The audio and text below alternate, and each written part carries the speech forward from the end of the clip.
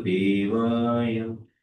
ओम नमो भगवते वासुदेवाय। नारायणं नमस्कृत्य नरं चैव नरोत्तमं देवीं सरस्वतीं व्यासं ततो जयमुदीरयेत्। नष्टप्रायेषु भद्रेषु नित्यं भागवत सेवया भगवत्युत्तमश्लोके भक्तिर्भवति नैष्टिके। कृष्णाय वासुदेवाय देवकीनन्दनाय च नन्दगोपकुमाराय गोविन्दाय नमो नमः। ॐ अज्ञानतिमिरान्धस्य ज्ञानञ्जनशलाकया चक्षुरुन्मिलितं येन तस्मै श्रीगुरवे नमः। नमो विष्णुपादाय कृष्णपृष्ठाय भूतले श्रीमते भक्तिवेदान्त स्वामिनिति नामिने। नमस्ते सारस्वतदेवे गौरवाणी प्रचारिणे निर्विशेषशून्यवादी पाश्चात्यदेशतारिणे। हे कृष्ण करुणा सिंधो दीनबंधो जगत्पते गोपेश गोपिका कांत राधा कांत नमस्तुते। तप्त कांचन गौरांगी राधे वृंदावनेश्वरी वृषभानुसुते देवी प्रणमामि हरिप्रिये। पंचाकल्पतरुभ्यश्च कृपा सिन्धुभ्येव च पतितानां पावनेभ्यो वैष्णवेभ्यो नमो नमः।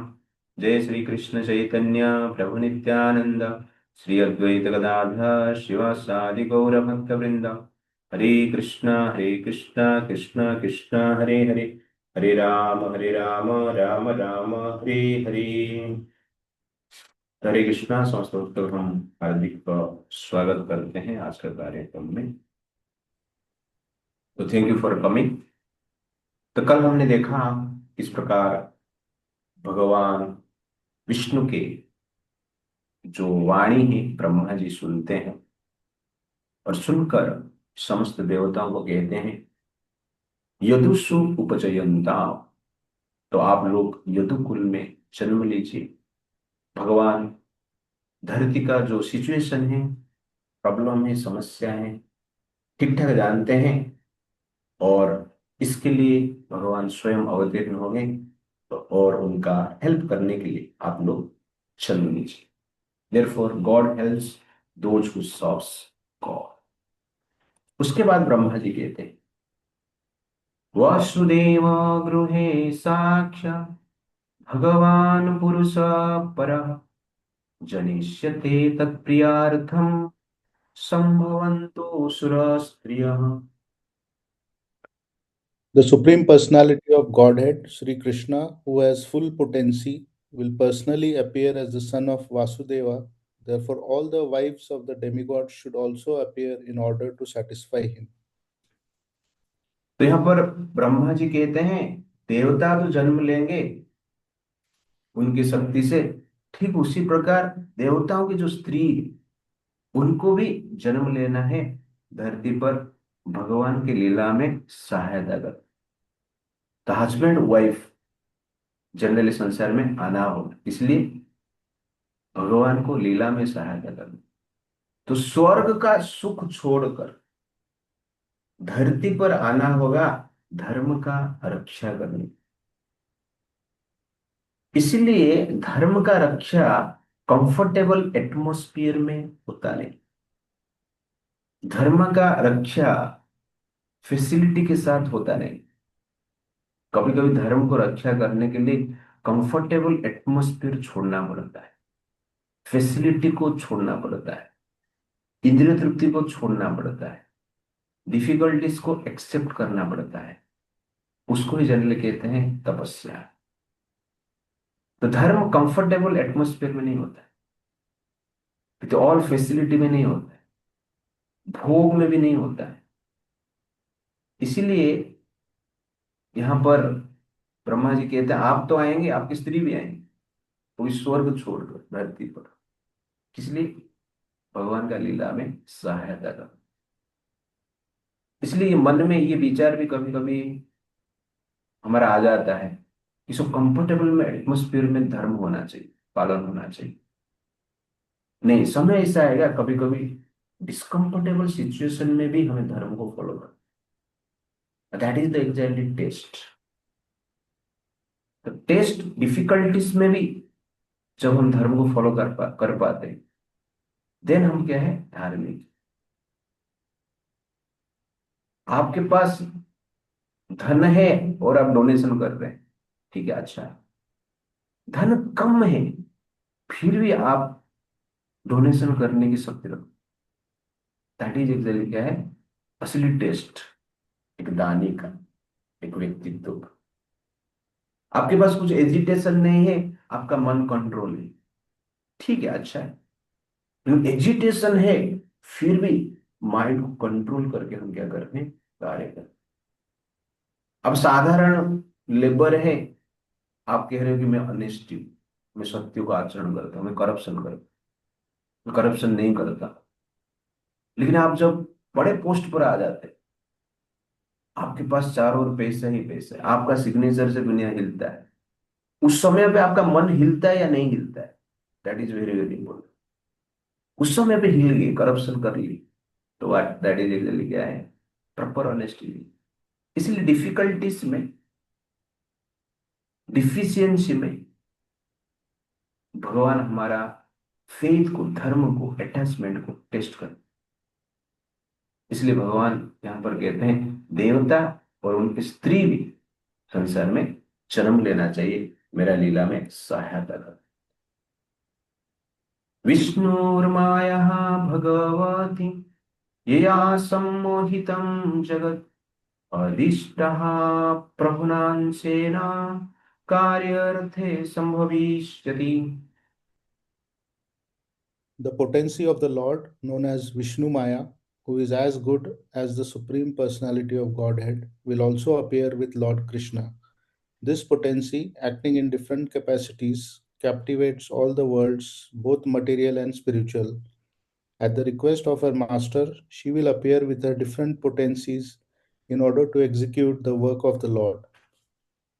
तो यहाँ पर ब्रह्मा जी कहते हैं विष्णु और माया भगवती ये सम्मोहिता जगत, ये जगत को सम्मोहन करने वाला जो माया है, भगवान की शक्ति है, जिसको भगवती कहा जाता है, दुर्गा देवी कहा जाता है, पार्वती कहा जाता है, वो भी भगवान का लीला में सहायता करने के लिए संसार में जन्म लेंगे। तो भगवान के दो शक्ति, एक है योग माया और एक है महामाया। माया का अर्थ है, मा मतलब नट, या मतलब दिस और that which is not, that is maya. So basically when you refer to maya, that is Mahamaya. दिखता है लेकिन हमारा देखने की नजरिए से वो होता नहीं, उसको ही माया कहते हैं। जैसे कि साधारण एग्जाम्पल शास्त्र देते हैं, सिंपल एग्जाम्पल, आपने रस्सी को देखा और मन में सोचा कि ये सर्प है, that is Maya. Maya which is not, रस्सी को देखकर सर्प हो सोचकर चिल्ला के भाग गया, दैट इज माया। बचपन में मुझे याद है कि हम लोग खेल खेल में वो प्लास्टिक का सर्प मिलता है ना, प्लास्टिक का सर्प, वो सर्प जैसे ही दिखता है। तो हमारा जगन्नाथ मंदिर के पुजारी थे, हम छोटे छोटे बालक थे, वो तो वृद्धावस्था में थे, और उनको डराने के लिए वो स्नान करके शाम को आते थे, ओके ना। तो उनको डराने के लिए मंदिर के सामने ही हम रख लेते थे ऐसा बड़ा एक सर्प, और छुप जाते थे। वो वो ब्राह्मण आते थे, पुजारी आते थे और देखते थे उसको, पहली बार जब देखे, पूरा सर्प जैसे ही दिखता है, बड़ा प्लास्टिक ला है, पूरा डर के वहां से भाग गए। तो हम लोग बाद में हंसने लगे, बाद में वो लोग वो हमें मारने आए वो अलग बात। बट सर्प दिखता है लेकिन सर्प नहीं होता है, इसको ही कहते हैं माया। लेकिन वही प्लास्टिक का सर्प को प्लास्टिक सर्प जैसे दिखना, देखना, that is not Maya, that is सत्य। इसलिए संसार में माया जो है ना, बाहर नहीं है। माया जनरली क्या है, हमारा चेतना में। हम बोलते हैं मायामयम जगत सर्वम, नहीं। आप जब जगत को रियलिटी के रूप में देखेंगे तो प्रॉब्लम है। जगत का रियलिटी को देखना इंपॉर्टेंट है। जगत किस लिए है, इसका पर्पस क्या है, इसका नेचर क्या है, इसको समझना मतलब अब माया नहीं। जब सर्प, जब प्लास्टिक का सर्प को प्लास्टिक सर्प आप समझते हैं, तो हम सत्य में, प्रकाश में, अंधकार में नहीं। ये प्लास्टिक का सर्प को रियल समझते, दैट इज क्या है, माया है। रस्सी को रियल समझते, दैट इज कॉल्ड माया है।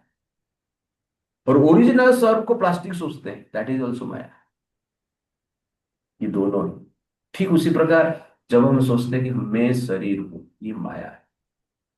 भगवान नहीं है, ये माया है। कृष्ण साधारण पुरुष है, ये माया है। संसार भोग के लिए बना है, ये माया है। जब हम सोचते हैं कि मैं शरीर नहीं हूं, मैं जीवात्मा, मैं भगवान का अंश हूं, संसार भगवान का सेवा के लिए बना है। कृष्ण भगवान है। जीवन का लक्ष्य क्या है, वैकुंठ जाना है, धर्म का आचरण करना, ये श्रेष्ठ होता है। ये सब जो विचार है, योग माया। और बाकी जो सब है माया है, तो महामाया है। तो दो चीजें, महामाया और योग माया। तो योग माया भगवान के साथ हमारा कनेक्शन करता है, और महामाया भगवान से हमें अलग कर देता है। योग माया भगवान को हमें याद दिलाता है, और महामाया भगवान को हमें भुला देता है। महामाया के कारण हम भगवान को भूल जाते हैं, और योग माया के कारण हम भगवान को याद करते हैं। तो आप लोग यहाँ पर गीता क्लास में, चैंटिंग सेशन में, संडे भी आप लोग सोए नहीं आज। बहुत लोग सो गए, नहीं, संख्या कम हो गया है, लेकिन नहीं। तो क्या है, योग माया के प्रभाव से आप उठे, और जो सो गए हैं महामाया में। ओके ना, तो इस प्रकार आप विचार कर सकते हैं।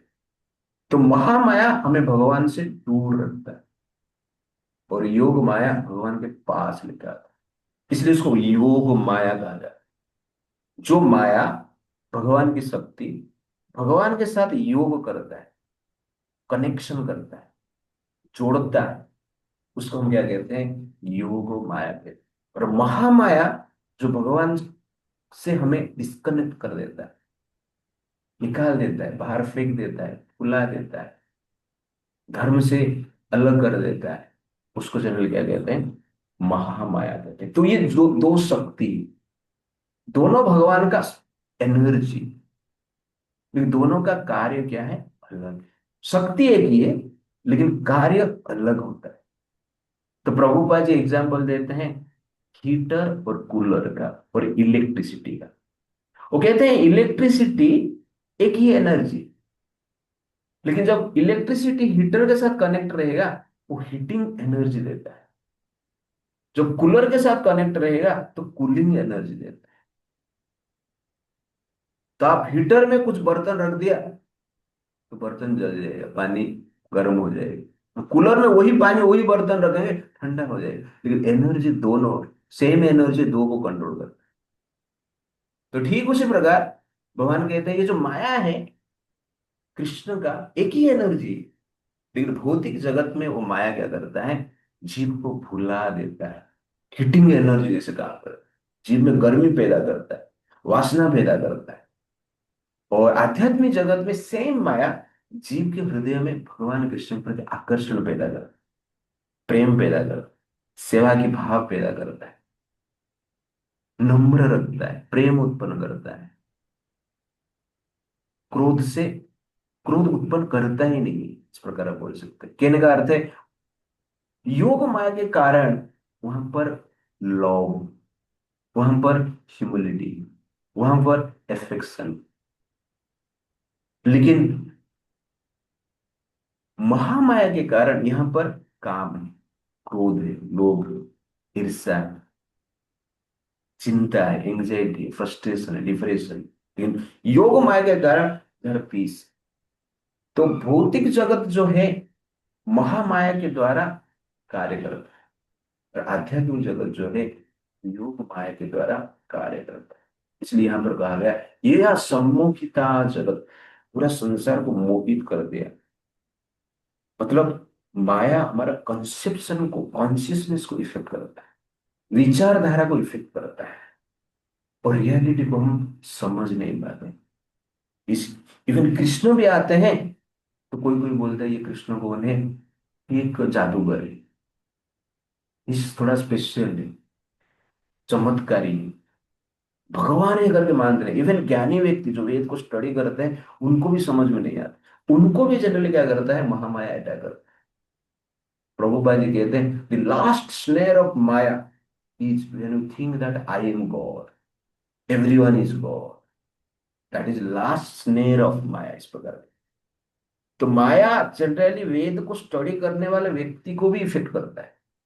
बाहर का लोग को छोड़ दीजिए, आजकल का एजुकेटेड लोग को छोड़ दीजिए, वैदिक स्टडी करने वाला व्यक्ति को भी माया अटैक करता है।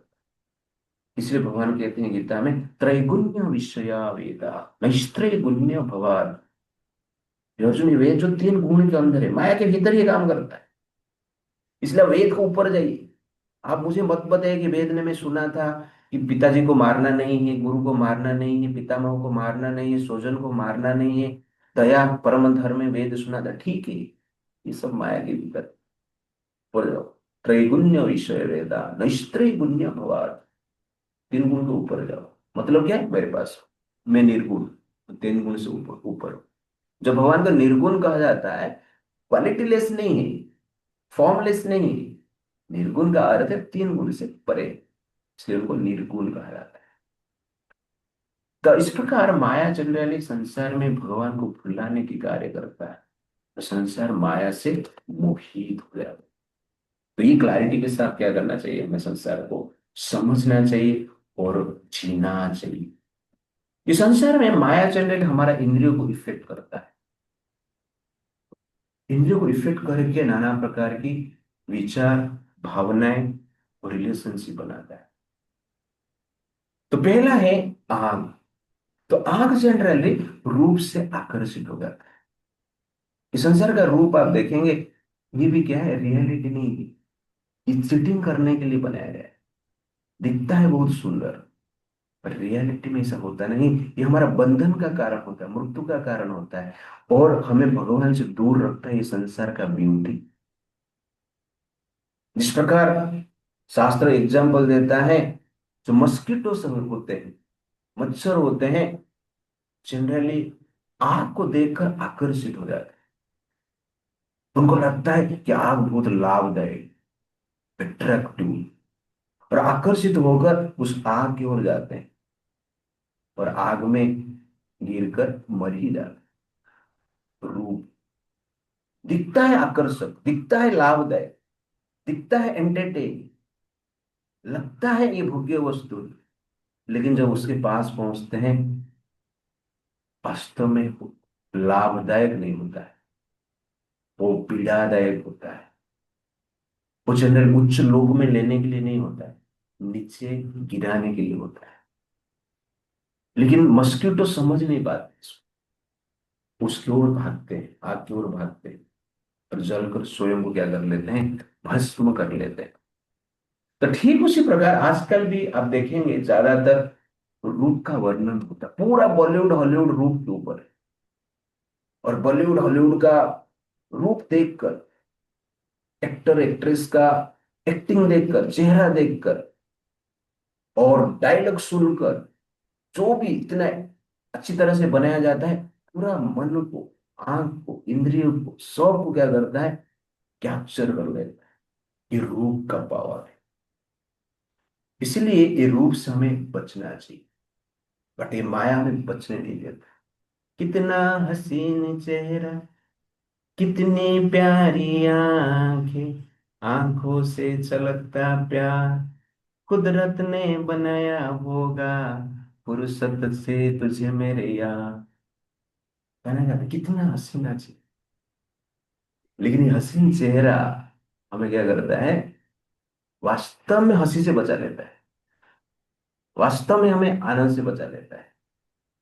और फुर्सत ने बनाया है कुदरत, इस प्रकार हम गाना लिखते, लेकिन वो भगवान कितना सुंदर रहे, वो हम भूल गए। इसमें ये बताया गया नहीं कि कितना सुंदर कृष्ण है, कृष्ण का चेहरा कितना हसीन रहेगा, इसमें यहां पर बताया नहीं गया। यहाँ पर एट्रैक्शन जनरली संसार के रूप पर लिया जाता है, और ये गाना गा गा कर लोग वास्तव में कृष्ण को भूल गए। पहले भारत में जितना भी ड्रामा होता था, जितना भी एक्टिंग होता था सब राम कृष्ण का चरित्र के आधार पर होता है, आधार पर होता था, पौराणिक चरित्र के आधार पर होता था। राम कृष्ण का ही ब्यूटी को गुणगान किया जाता है। लेकिन आजकल जितना भी हो रहा है वास्तव में रूप का गुणगान किया जा रहा है, स्त्री का रूप, पुरुष का रूप, माया का गुणगान किया जा रहा है। इसीलिए इस प्रकार रूप से क्या करता है, हम संसार का बंधन में रह जाते हैं। उसके बाद क्या है, साउंड। साउंड सुनकर हिरन क्या है, जाल में फंस जाता है, शिकारी का जाल। शिकारी अच्छा गाना गाता है और हिरणों को लगता है मजा आ रहा है, मजा आ रहा है, और गाना सुनने के लिए उसके आगे बढ़ता रहता है।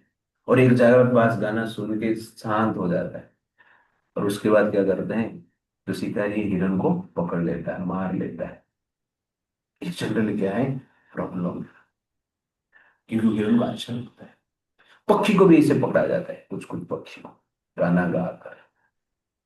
ठीक उसी प्रकार म्यूजिक एंड साउंड कलयुग में स्पेशल वेरी वेरी अट्रैक्टिव। जैसे बीच बीच में फीलिंग सॉन्ग गाता हूँ, मेरा ट्यून इतना अच्छा नहीं है बट मैं थोड़ा गा देता हूँ कुछ मैसेज देने के लिए। आप गाए गाना सुनेंगे जो मैंने गाया, कितने हसीन चेहरा, तो पूरा आप झूम के मज जाएंगे उधर। इसे गाते हैं, आप समझ नहीं पाएंगे ये माया है कर, यही सत्य लगेगा। तो इसलिए माया को भगवान इतना फिनिशिंग बनाया है, हमारा जीवन ही फिनिश हो जाता है उसमें। आध्यात्मिक जीवन ही फिनिश हो जाता है, इंटरेस्ट ही जागता नहीं उसका। तो sound and music very very strong, इसलिए इससे हमें बचना चाहिए। इसलिए भगवान भी, देखा है कि कलयुग में लोग sound and music and beauty के प्रति बहुत आकर्षित हैं। इसलिए चैतन्य महाप्रभु अपना ब्यूटी को लेकर आए, और उसके साथ साथ हरे कृष्णा महामंत्र साउंड एंड म्यूजिक के साथ। तो इसलिए हमारा जो भजन कीर्तन है उसके प्रति हमारा आकर्षण होना है। लेकिन ये साउंड एंड म्यूजिक के लिए पूरा भारत के कल्चर आज भ्रष्ट हो गया, नष्ट हो गई। देखिए, जहां पर रामकृष्ण का चरित्र गान करके लोग साथ साथ रहते थे, शांति से रहते थे, कीर्तन होता था, म्यूजिक चलता था, नाटक होता था, ड्रामा भी होता था, एंटरटेनमेंट भी होता था। लेकिन आज सब कुछ नष्ट हो गया, क्योंकि माया का प्रभाव से माया का साउंड आ गया। या सम्मोहिता जीवा, सबको अट्रैक्ट कर लेता है।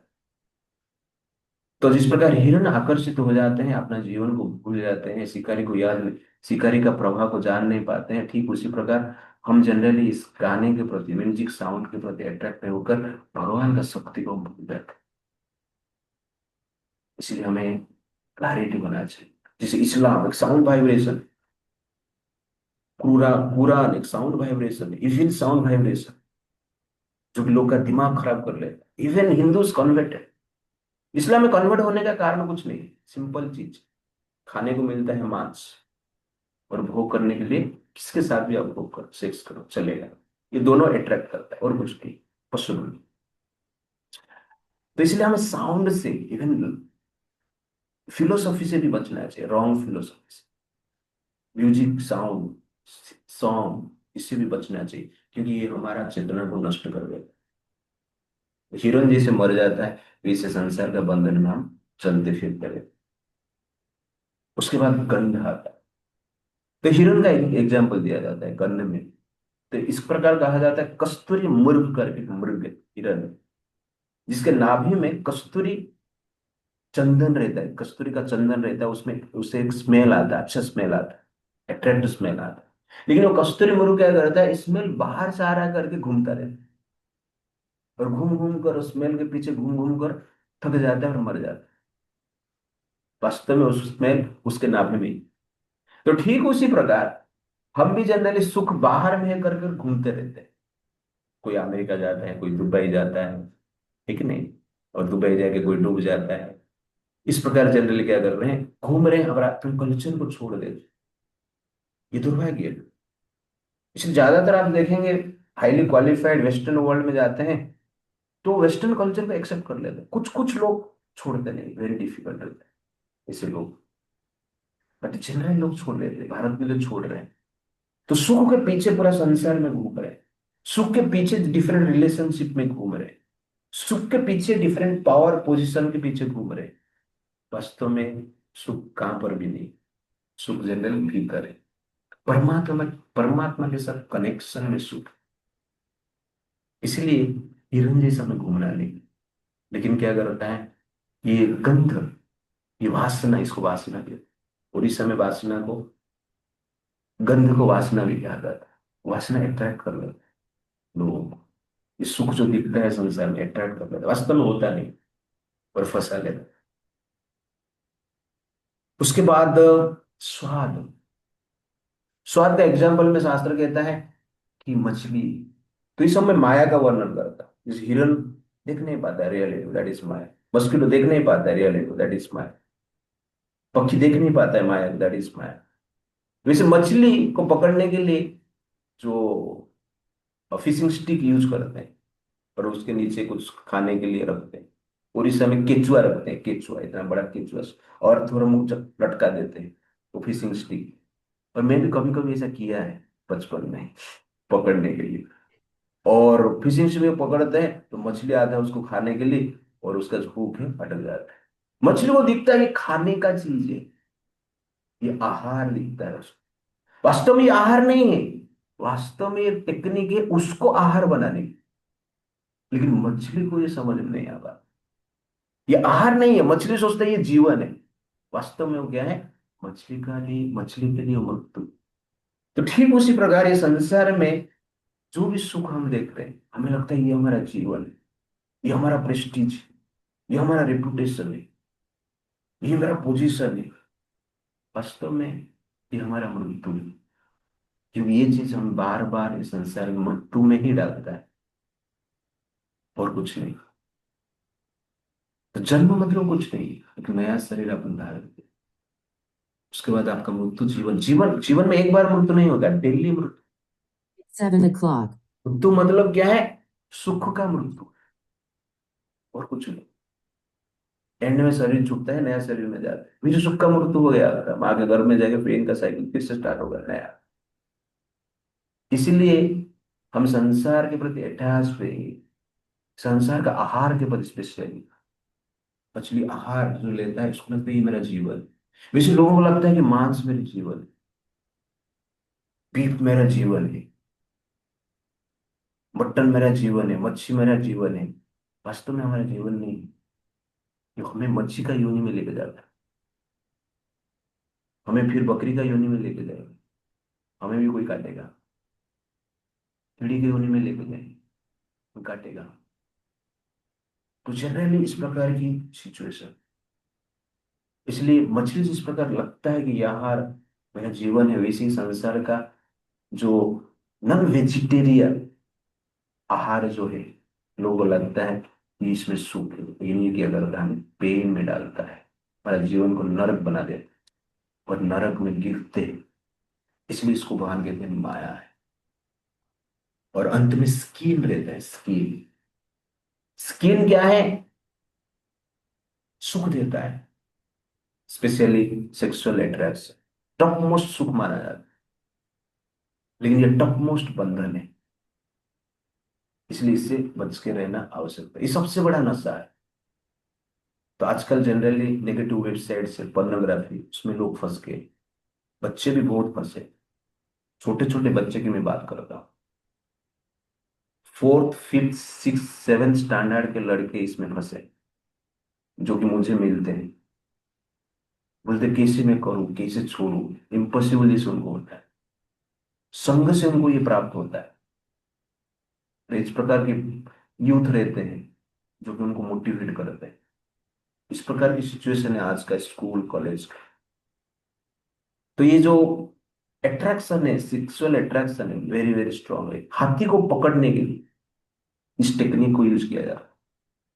तो एक मेल हाथी को पकड़ने के लिए एक फीमेल हाथी को हाथी के सामने रखा जाता है। मतलब जो मेल हाथी जिस रास्ता में जाता है, उस रास्ता के सामने वो रोड पे खड्डा किया जाता है, और दूसरी तरफ एक फीमेल हाथी को रखा जाता है।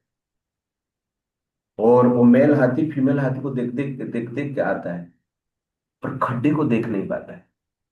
खड्डे को थोड़ा कवर किया जाता है इस तरह से, और मेल हाथी खड्डे में गिर जाता है। ऐसा जनरली सिचुएशन। वैसे ही संसार में देख देख के क्या है, लोग खड्डे में गिर जाते, एग्जाम में फेल हो गया, देख देख के ही फेल हो गए। टप्पर बन जाता है टपोरी, देख देख के ही टपोरी बन जाता है संसार में। क्यों? क्योंकि attraction, affairs, house holder life में आजकल ऐसा सब चल रहा है ज्यादा। और माया कितना पावरफुल आप देखिए, हमारा सुप्रीम कोर्ट बोलता है कि एडल्ट्री इज लीगलाइज्ड। 2018 और 19 में सुप्रीम कोर्ट का ऑर्डर आया कि एडल्ट्री चलेगा, विवाह होने के पश्चात भी स्त्री पुरुष और किसके साथ संबंध रखते हैं तो चलेगा, वो क्राइम नहीं, उस बेसिस पे आप कुछ नहीं कर सकते। तो इस प्रकार कहा जाता है। उसके बाद भारत में 70% एडल्ट्री बढ़ गया है। ये हमारा सुप्रीम कोर्ट का जज इस प्रकार जनरल निर्णय ले, अब सोचिए, बोलते हाईली एजुकेटेड, इतना पढ़ाई किया है, ये पढ़ाई किया है, आप लोग विचार कर सकते हैं। तो ये जनरली माया का प्रभाव। तो इस प्रकार माया क्या करता है, एक विचार के द्वारा, एक चेतना के द्वारा हमारा चेतना को कलुषित कर देता है। तो हाथी को पकड़ा जाता है सी एलिफेंट को दिखाकर। वैसे ही इस सारे संसार में opposite attraction, opposite sexual attraction से संसार में लोग बंधे हुए निकल नहीं पा रहे। ये सब जनरल क्या है, माया है। और भगवान इस माया को इतना अच्छी तरह से डिजाइन किया। विष्णु और माया भगवती ये या सम्मोहित जगत, पूरा जगत को ही क्या करता है, सम्मोहित कर लेता। तो माया दो प्रकार वे में कार्य करता है, एक है प्रक्षेप आत्मिक शक्ति, एक है आवरण आत्मिक शक्ति। प्रक्षेप आत्मिक शक्ति क्या है, आपको फेंक दिया गया है। आपको मान लो पिताजी घर से निकाल दिए, जा तू इधर चला जाएगा, खींच कर निकाल दिया, रोड पर रख दिए। तो आप क्या करते हो, थोड़ा देर रोड पे रोते हो, बाद में घर पे आ जाते। दैट इज प्रक्षेप आत्मिक शक्ति। लेकिन पिताजी ने आपको फेंक दिया, फेंकने के साथ भी आपका माइंड सेट को चेंज कर दिया, भुला ही दिया, ये तेरा पिताजी का घर है घर। तो आप रोड पे घूम रहे हो, घर पे नहीं आ पा रहे। इसको कहते हैं आवरणात्मक शक्ति। तो माया इस प्रकार कार्य करता है। तो माया के प्रभाव से जीव भौतिक जगत में आता है। जो प्रक्षेप आत्मिक शक्ति में रहते हैं ना, वो भक्ति में आ जाते हैं। हाँ यार, ये मेरा घर है, मेरा तो घर वही, मुझे वहां से ही जाना चाहिए।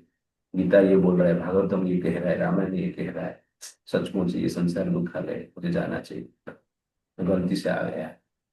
तो ये जो आपको विचार आ जाता है कि हाँ गलत है सब, ये संसारी माया है, मुझे उधर जाना ही जरूरत है, भक्ति करना ही इंपॉर्टेंट है, तो आपका प्रक्षेप आत्मिक शक्ति में आप भी अब स्ट्रगल कर रहे हो जाने के लिए, लेकिन आपको समझ में आ गया जाना है कर। दैट इज प्रक्षेप आत्मिक शक्ति के प्रभाव में आप है, माया में ही, लेकिन प्रक्षेप आत्मिक आगे बढ़ सकते हैं आप। लेकिन आवरणात्मक शक्ति जो रहता है, आप बोलोगे कृष्ण भगवान है, तो बोले कृष्ण है ही, हे मानेगा तो बोलेगा ये तो जादूगर है, ये तो लड़की के साथ डांस करने वाला है, यही किसी भगवान हो सकता। वही खुद, अरे ये सब पुराना चीज है, शास्त्र सब कोई लिख गया, इमेजिनेशन है, माइथोलॉजी। इसको कहते हैं आवरणात्मक शक्ति।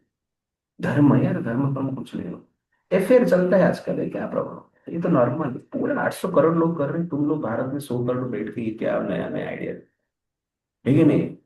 जनरल इस प्रकार के जो भाव है ना, ये आवरणात्मक शक्ति करता है, वो भूला ही देता है, आपको याद नहीं रहता, याद आ जाएगा तो चला जाएगा ना उठ के, रोते रोते फिर पिताजी के पास ही चला जाएगा, लेकिन भूल गया तो जा नहीं सकता। तो स्लीपिंग पिल जैसे, स्लीपिंग पिल देते तो सो जाते, वैसे आवरणात्मक जो शक्ति स्लीपिंग पिल जैसे कार्य करता है। भगवान पूरा भुला देता है, और अज्ञान का संसार में हम क्या करते हैं, सो जाते हैं।